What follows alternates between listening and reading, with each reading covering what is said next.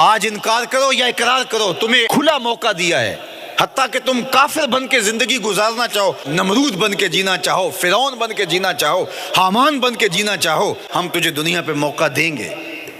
لیکن یہ نہیں ہے کہ جب زندگی کی بساط لپیٹے گی پھر کام ختم ہو جائے گا، نہیں، یہ تمہیں ہمیں فرصت دی ہے، پھر ہم نے تم سے حساب لینا ہے، ایک ایک عمل تمہارے سامنے آئے گا۔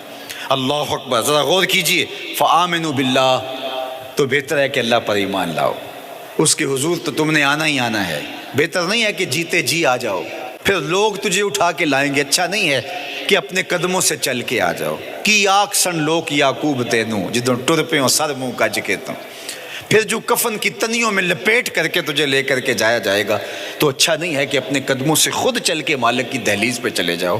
ایک حدیث میں آتا ہے کہ اللہ بندے کو اپنے سامنے سے ہٹنے نہیں دے گا جب تک اس سے 4 سوال نہیں کر لے گا۔ آپ دیکھیے، میں دیکھوں کیا ہم ان سوالوں کے جواب دینے کے لیے اپنے آپ کو تیار کر رہے ہیں۔ پہلی چیز، اللہ پوچھے گا عمر کہاں گزاری۔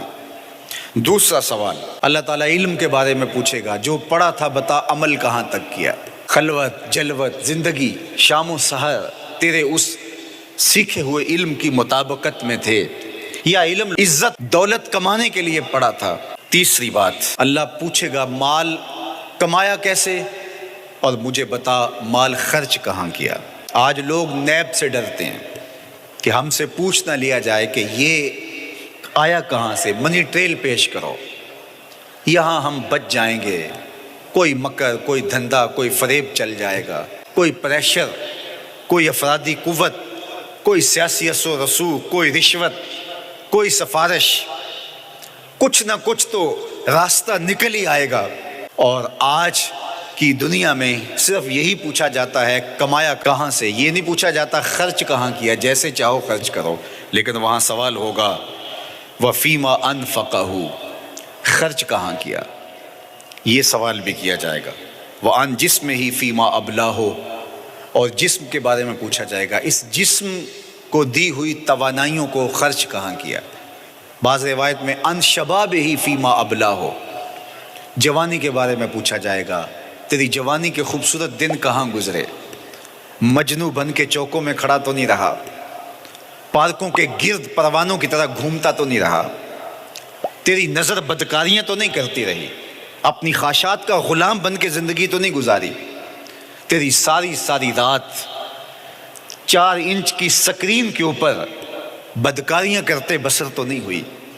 پوچھا جائے گا بتا جوانی کہاں گزری، جوانی مستانی ہے یہ کہہ کر کے تو نے ہر ضابطے سے چھٹی تو نہیں کر لی تھی، یا جوانی کے تقدس کو تو نے محفوظ کیا اور راتوں کی تنہائیوں میں اللہ کے حضور سجدہ ریزی کرتا رہا۔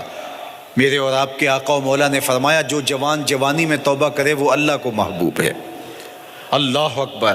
اور اللہ جن 7 لوگوں پر اپنے عرش کا سایہ کرے گا ان میں سے ایک شخص کا ذکر کرتے ہوئے فرمایا وَشَابٌ نَشَأَ فِي عِبَادَةِ اللَّهِ، وہ جوان جس کی جوانی اللہ کی عبادت میں گزری، قیامت کے دن جب کوئی سایہ نہیں ہوگا اللہ اسے اپنے عرش کا ٹھنڈا سایہ عطا فرمائے گا۔ میرے مخاطبین جو اس وقت میرے سامنے موجود ہیں بالمشافہ، اور پوری دنیا کے اندر جو اس وقت مجھے دیکھ رہے ہیں، ان میں زیادہ تر تعداد نوجوانوں کی ہے، تو میں آپ سب سے مخاطب ہوں اور آپ کو کہتا ہوں کہ یہ جوانی دوبارہ نہیں ملنی۔ بندہ کہتا ہے بڑھاپا آئے گا دیکھ لیں گے، جس طرح ہر چیز کا سرور جوانی میں ہوتا ہے، ہر چیز کا لطف بندہ کہتا ہے جوانی میں ہے، سجدوں کا جو لطف جوانی میں ہے وہ کسی اور زمانے میں نہیں ہے۔ اپنی پیشانی کو سجدوں سے آشنا کرو، اپنی جوانی کو مثل سحر بے داغ رکھنا، اپنے شباب کو الجھنے نہ دینا، اپنے شباب کے تقدس کو پامال نہ ہونے دینا۔ اس کائنات کا بہترین چہرہ وہی ہے جو جنسی کالک سے محفوظ ہے، اپنے تقدس کو مجروح نہ ہونے دینا۔ تمہاری زندگی شبنم سے پاکیزہ تر رہے، سحر سے پاکیزہ تر رہے، تمہاری جوانی اتنی خوبصورت ہو کہ محمد عربی کو رشک آئے تمہاری جوانی پر۔ اپنی جوانی کو آوارگی میں بسر نہ کرنا، اپنی اس جوانی کو دین کے لیے وقف کرنا، سحری کے سجدوں میں آنسو بہا کر کے جوانی کا لطف کشید کرنا، جوانی کا لطف اور مزہ، رب کے ساتھ محبت اور رب کے ساتھ عشق کرنے میں ہے۔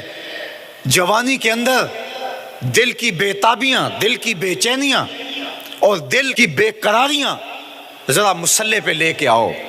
عشق کرنا ہے تو کسی آوارہ سے نہیں، عشق کرنا ہے تو رب العالمین سے کرو، آمنہ کے لال سے کرو، تو پھر دیکھنا کہ یہ جوانی کیا نور بخشتی ہے۔ تم نے اس کے حضور پیش ہونا ہی ہونا ہے، اس کے حضور جانے سے تم بچ نہیں پاؤ گے، چھٹکارا نہیں، رستگاری نہیں۔ ایک ایک عمل کا تمہیں حساب دینا ہوگا، ایک ایک حرکت اور ایک ایک سکنت تمہاری تشت ازبام ہوگی، تمہارا پوشیدہ اور مخفی عمل قیامت کے دن سامنے آ جائے گا۔ اللہ اکبر، یہ قرآن ہے، یہ کوئی فرضی کہانی نہیں ہے۔ انہ لقول فصل وما هو بالہزل، فرمایا یہ قول فیصل ہے، یہ طے شدہ حقیقت ہے، یہ امر واقعی ہے، یہ کوئی مذاق نہیں ہے کہ یوں ہی کوئی کہانی بیان کر رہا ہے، یہ سب کچھ ہونے والا ہے، یہ اپنی آنکھوں سے تم دیکھو گے۔